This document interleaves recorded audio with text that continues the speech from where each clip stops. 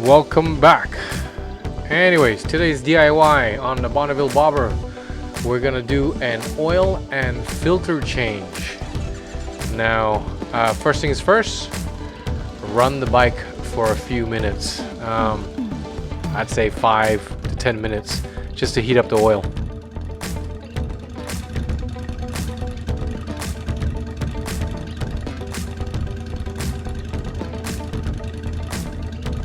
Two hours later. Okay, so once you've heated up the engine oil, grab your 8mm hex key and just loosen up the 17mm bolt or sump plug underneath the bike. And once it's loosened up, I can usually do it with my hands, and it's nice and easy. So it's gonna get really messy over here, and yep, engine oil all over the fingers. The other thing you can do is once you've taken out the sump plug, just go on the other side of the bike and just remove the fill cap, and that should help with the flow of the oil coming out. Okay. While you're here, just grab the O-ring that's on the fill cap and just inspect it, make sure it's not dried up or cracked or damaged, and in this case it's perfectly fine, so I'm just gonna leave it alone. So while the oil is draining out still, I've got this filter cup that fits onto my ratchet. Put it over my filter and I just loosen the filter. And once it's loosened, I can basically loosen it, the rest of it, with just my hands. But you gotta watch out, it gets messy here as well. Loads of oil is gonna pour out of this as soon as you get to the point where it's about to come off. So make sure that the oil basin is still underneath it. Oh yeah, nice and messy. It's not a very clean job.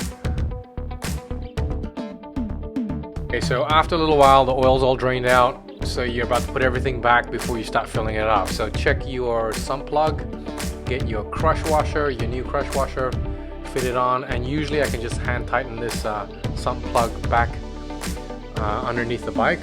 I can just use my finger to just screw it in until it can't go in anymore, and then I'll get my hex key again, my 8mm hex key, and this one's going to be torqued up to, let's see, I think it's 25 Newton meters. Alright, so you get your torque wrench and then just tighten it up to 25 Newton meters.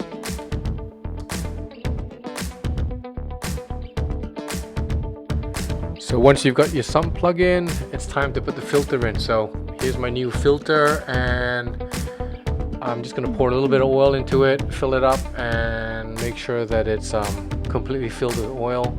Let it soak into the paper, and then I'll just top it up again. And then once that's done, I'm going to just stick my finger into the oil and rub a little bit of oil around the rubber O-ring that is on the filter. That's going to help me, it's going to make it a little bit smoother for me to tighten it back onto the bike and create a better seal.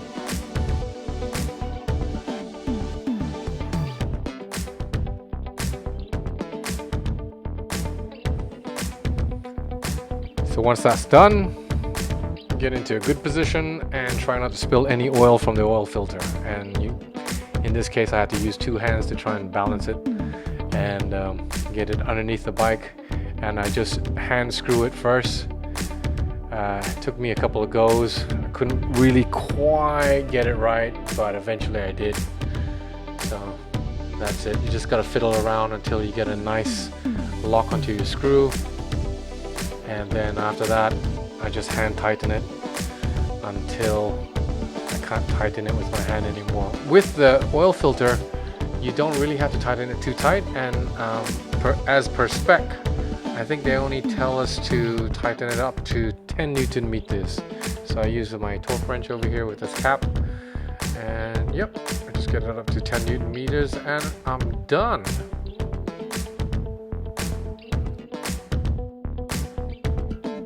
Okay, so you drain the bike, you put the sump plug back in, you replace a new filter, it's time to fill up the engine oil. So here we go. So the spec is 10W-40 4T fully synthetic engine oil, and you're gonna need, as specified by the user manual, 3.5 liters. you're going to just fill up the bike. I usually fill in the 3 liters first, and then I'll check the spy window to make sure that the level's about right, and then I'll just add in bit by bit just to make sure the levels are good. So once you've filled up the bike, I close up the fill cap, and I'll start up the bike and run it for about 2 or 3 minutes without really revving it up, and let the oil sort of circulate around there.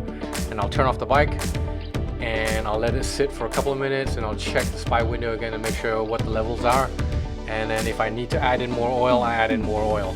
So, but basically it's 3.5 liters and it's pretty accurate. So as you can see from the spy window over here, okay, there's a little window where you can see the oil level, and there's 2 little grooves on either side of it.